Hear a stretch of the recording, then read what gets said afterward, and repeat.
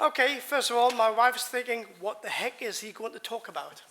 So, well, I'll be starting off by saying, certainly, I'm very honored and privileged to be here. Also humbled as well, with regards to everybody that's in attendance, and also everybody that's graduating as well.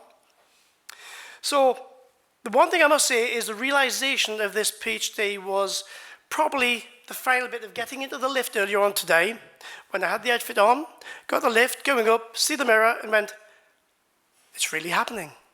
So after graduating in February, after the Viva Voce, this just brought the realization into the realms of reality, really.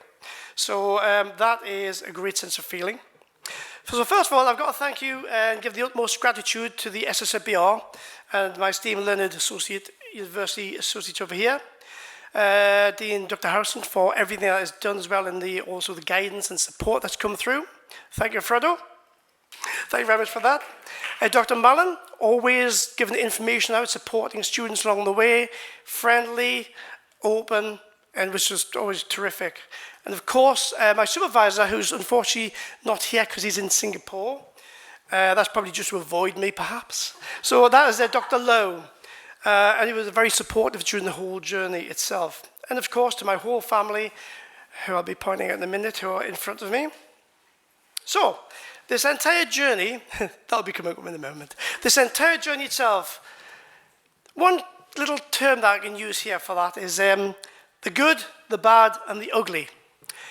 Now, most of you will realize that is a fantastic movie with the brilliant acting talents of Clint Eastwood, the terrific directing of Sergio Leone, and the timeless music by Ennio Morricone.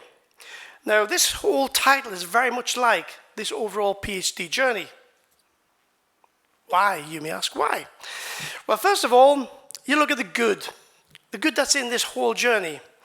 You look at Clint Eastwood, that's Dr. Dean Harrison. So you've actually, so somebody who's kindly reviewed my initial application about what is this new proposal that you've got for a PhD solution, this idea of what you have in mind to write something important about. And it turned out that I came up with an empirical investigation into improving solution delivery through the application of requirements engineering. So why did he not turn around and go, oh my God, what's he come up with here? But anyway, supportive across his ideas, that was fantastic. Dr. Mullen, the director in this whole thing, always providing this useful information, ever helpful, lots of information always coming through, which has proved very useful. And Dr. Lowe was very much that musical director, keeping you in line, in tune with reality. Because the biggest thing that you end up doing as a student is digress into alternative areas of study, because you get interested in reading something that is not your core subject, but you do get interested in other areas.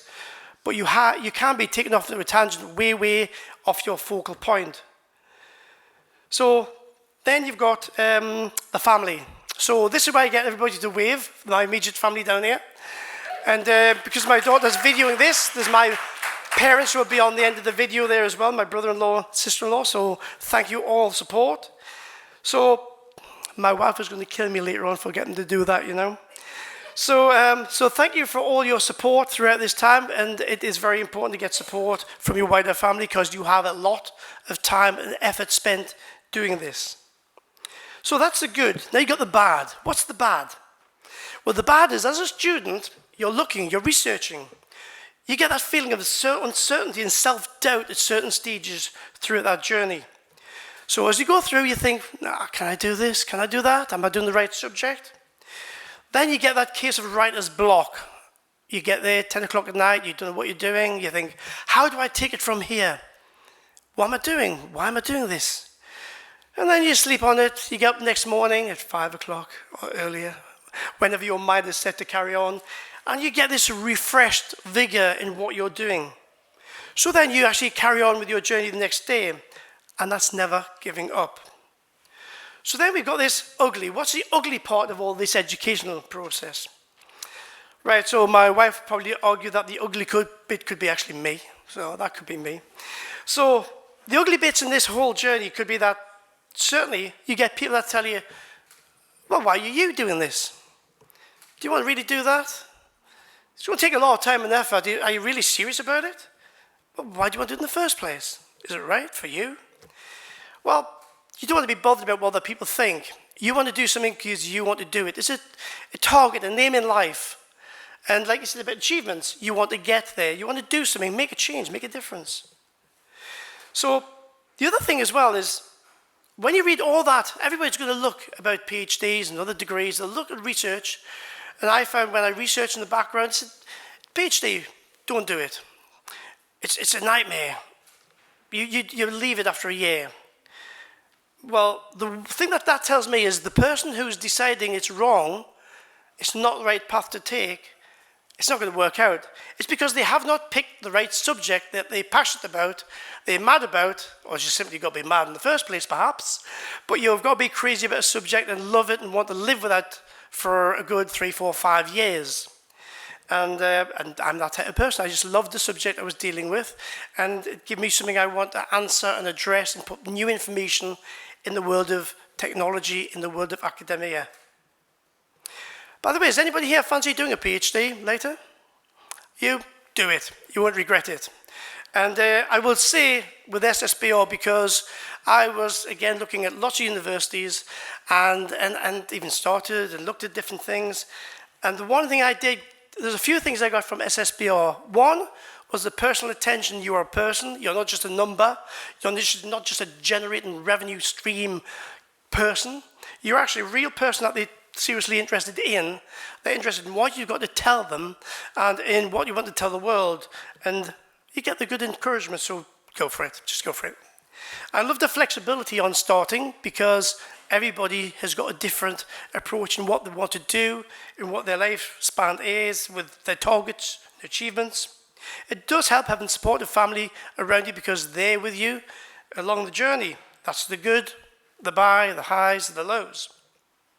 You do need to certainly get away from the educational side for some time, just to get away from the research for peace of mind. A weekend, great. You'll be much better productive that week later.